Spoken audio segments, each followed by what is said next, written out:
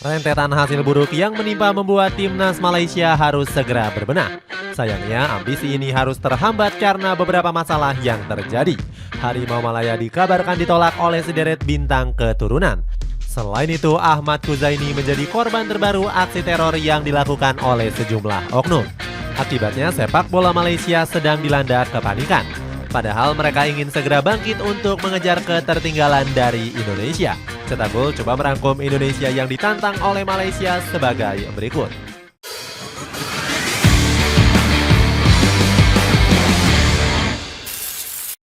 Performa yang mulai menurun.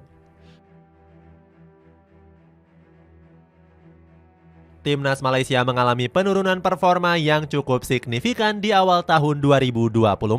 Skuad asuhan Kim Pan-gon gagal total di Piala Asia dengan menduduki posisi buncit di grup E.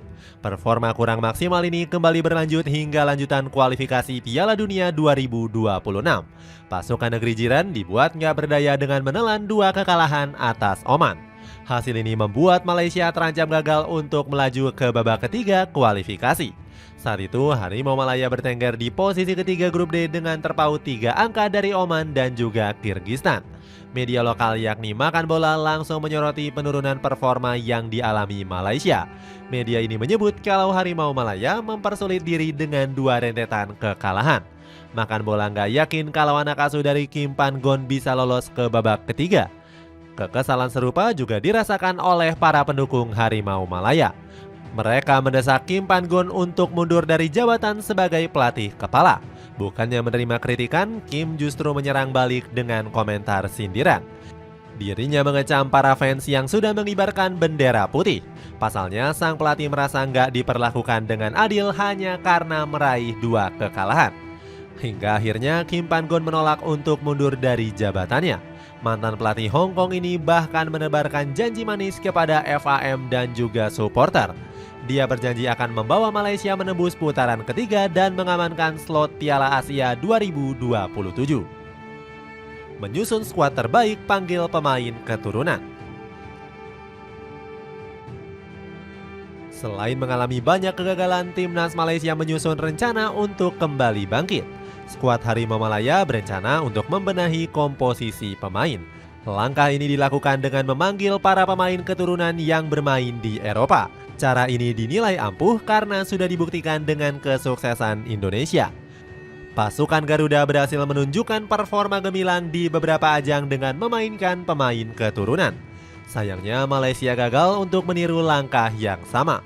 Pasalnya mereka mendapatkan banyak penolakan dari para pemain keturunan. Salah satunya adalah Edlan Whitley yang sempat diklaim punya nenek yang berasal dari Malaysia. Namun rumor ini langsung dibantah oleh sang pemain secara mentah-mentah. Ethan menyebut kalau dirinya nggak punya garis keturunan negeri jiran sama sekali. Selain itu, Malaysia juga sedang digantung dengan proses naturalisasi dari Ferdi Druif. Bomber dari PEC Zwolle ini sempat menyatakan ketertarikan untuk bergabung. Namun hingga saat ini proses perpindahan kewarganegaraan Druif menemui jalan buntu. Dilansir dari Makan Bola, sang pemain saat ini enggan untuk merespon panggilan dari FAM. Di samping itu, Lim Tong Kim selaku legenda meminta FAM untuk menghentikan program naturalisasi. Menurutnya, Malaysia akan lebih baik jika memoles para pemain potensial berusia muda. Rencana besar timnas Malaysia kalahkan Indonesia di uji coba. Meskipun gagal untuk melakukan pembenahan, timnas Malaysia justru kembali melakukan gembar-gembor. Skuad Harimau Malaya ingin mengajak Indonesia beruji coba. Keinginan tersebut disampaikan langsung oleh Datuk Hamidin Muhammad Amin. Ketua FAM tersebut berharap skuad Garuda bisa menerima ajakan bertanding dari pasukan kuning hitam. Uji coba ini memiliki tujuan untuk mengukur seberapa jauh perkembangan Harimau Malaya. Ajakan ini mendapatkan tanggapan negatif dari fans Indonesia. Para fans teringat penolakan yang pernah dilakukan oleh Malaysia pada tahun lalu. Saat itu, Kim Pan-gon menolak ajakan untuk beruji coba dengan pasukan merah putih. Pelatih asal Korea Selatan ini bilang kalau Indonesia nggak punya level yang sama dengan Malaysia.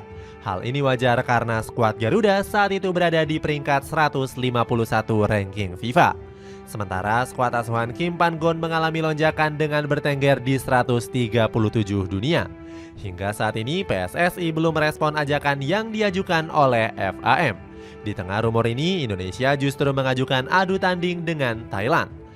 Kebenaran kabar ini sudah dikonfirmasi langsung oleh Sumarji selaku manajer Timnas Indonesia. Netizen tanah air langsung sumringah saat mendengar skuad Garuda akan beruji coba dengan Thailand. Mereka merasa pasukan Gajah Putih lebih pantas untuk dilawan dibandingkan dengan Malaysia. Persiapan berani Timnas Malaysia. Selain itu, Timnas Malaysia dikabarkan sedang melakukan beberapa persiapan lain.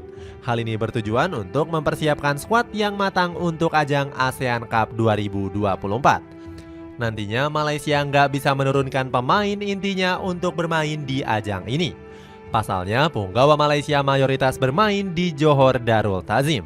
Pasukan Harimau Selatan punya jadwal bermain di Liga Champions Asia yang bentrok dengan ASEAN Cup. Kim Pan-gon selaku pelatih nggak terlalu mempermasalahkan hal tersebut.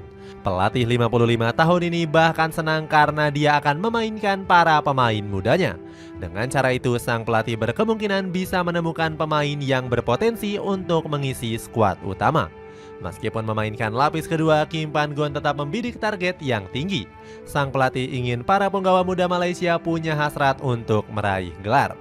Sementara itu, langkah ini mendapatkan komentar dari Richard selaku pengamat lokal Malaysia. Dia bilang ini sebagai langkah bagus untuk menguji kehebatan para pemain muda. Di sisi lain, Richard menyoroti langkah yang sama dilakukan oleh Timnas Indonesia. Dia heran karena Indonesia juga menurunkan para pelapis di ajang ASEAN Cup. Pasalnya, pasukan tanah air belum pernah satu kali pun meraih gelar di ajang tersebut. Berbeda dari Malaysia, skuad negeri jiran sudah mengoleksi satu gelar pada tahun 2010. Indonesia sendiri memang nggak memasang target tinggi untuk ASEAN Cup. Erick Thohir selaku ketua PSSI bilang kalau ajang ini dijadikan sebagai ajang uji coba untuk menguji kemampuan para pemain muda. PSSI lebih berfokus untuk mengembangkan prestasi di level Asia maupun dunia.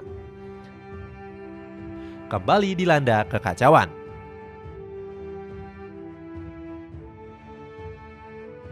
Sayangnya, segera usaha FAM untuk berbenah belum mendapatkan tanggapan positif dari beberapa orang.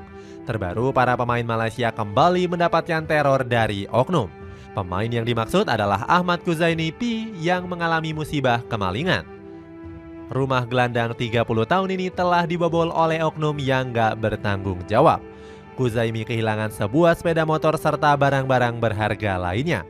Insiden ini langsung dikaitkan dengan teror para oknum supporter yang memberikan teror kepada pemain-pemain lain. Polisi setempat meyakini kalau kejadian ini nggak ada hubungannya dengan sepak bola. Namun seandainya benar, Kuzaini merupakan korban keempat yang mendapatkan teror. Sebelumnya ada Akhyar Rashid, Syafiq Rahim, dan juga Faisal Halim yang disiram air keras oleh orang yang nggak dikenal. Faisal bahkan mengalami trauma berat akibat kejadian ini. Pemain 26 tahun ini berpotensi pensiun dini akibat kerusakan beberapa syaraf di organ tubuhnya. Datuk Seri Syahril Mokhtar memohon para oknum untuk menghentikan aksinya. Petinggi Selangor FC ini mengatakan kalau aksi itu bakal memakan banyak kerugian. Menurutnya, hal ini bakal menghambat perkembangan sepak bola di Malaysia. Itulah ulasan kepanikan Timnas Malaysia setelah disaingi oleh Indonesia. Bagaimana pendapatmu? Apakah Harimau Malaya mampu keluar dari kekacauan yang melanda? Coba tulis pendapatmu di kolom komentar di bawah ini.